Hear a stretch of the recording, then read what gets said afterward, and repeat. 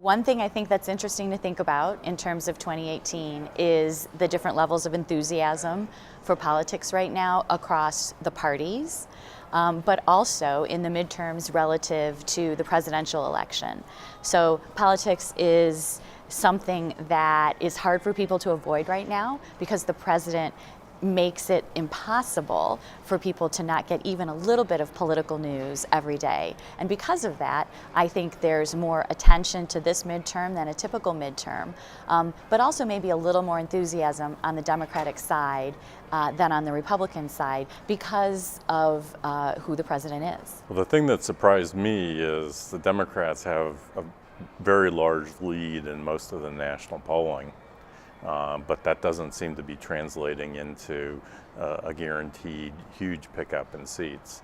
The Republicans in 2014 won by 6 points and ended up with 244 seats in the House. I don't think anyone in their highest predictions for the Democrats think they'll get there this year. I think that there are some issues that almost always are important in any kind of campaign. And so the economy is always something that people talk about: economic anxiety, job loss, wage stagnation. I think you're going to hear a lot about that nationwide. I think those things are actually less important in midterm election years than they are in presidential election years.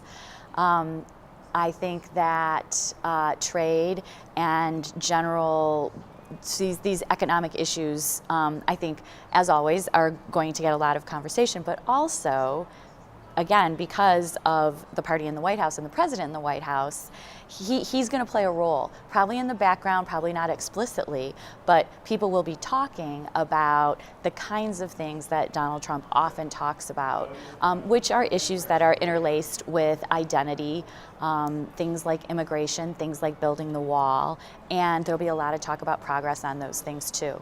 Yeah, I don't have the courage to predict what President Trump will do.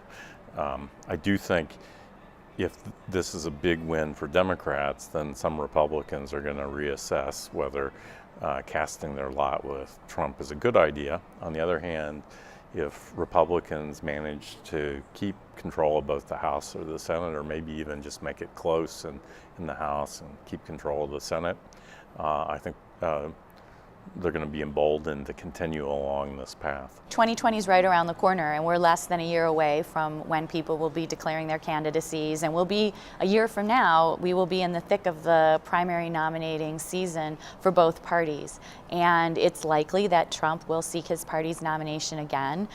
Maybe he'll have some opposition, but probably not, or maybe a serious one, maybe not a serious one, but he's well positioned, I think, to return as the party nominee. If the economy continues to grow, I think that 2020 campaign is going to be a very, very tough fight, and a lot of it will turn on who the Democrats nominate and how they can position themselves relative to a president who a lot of people think is unusual, but who has delivered on the economy and some other things that people care about. Well, I think there's this amazing connection between how the economy is doing in general and election outcomes. Stronger in some elections than others, but that fundamental relationship is pretty robust. And so it's not always people's assessments of the economy, but more the actual objective economic conditions. And obviously business leaders play a role in how things go in communities and in states and then in the nation writ large. And so that natural symbiosis, I think, is part of the reason why business leaders are always interested in politics and political leaders are always interested in keeping the pulse of business. I think a lot is at stake in this election for business. That what you have is a Trumpian populist Republican Party that's pursuing some policies like tariffs and disruptive relations with Canada and Europe that worry a lot of business people. On the Democratic side, you have a move to the left with Bernie Sanders, Elizabeth Warren wing. Normally the parties have functioned as a sort of compromising mechanism where in the middle you do things that are kind of good for everybody, good for business, good for workers, and that's not a pattern we're seeing in American politics at the moment. Not a lot of cooperate and get some things done.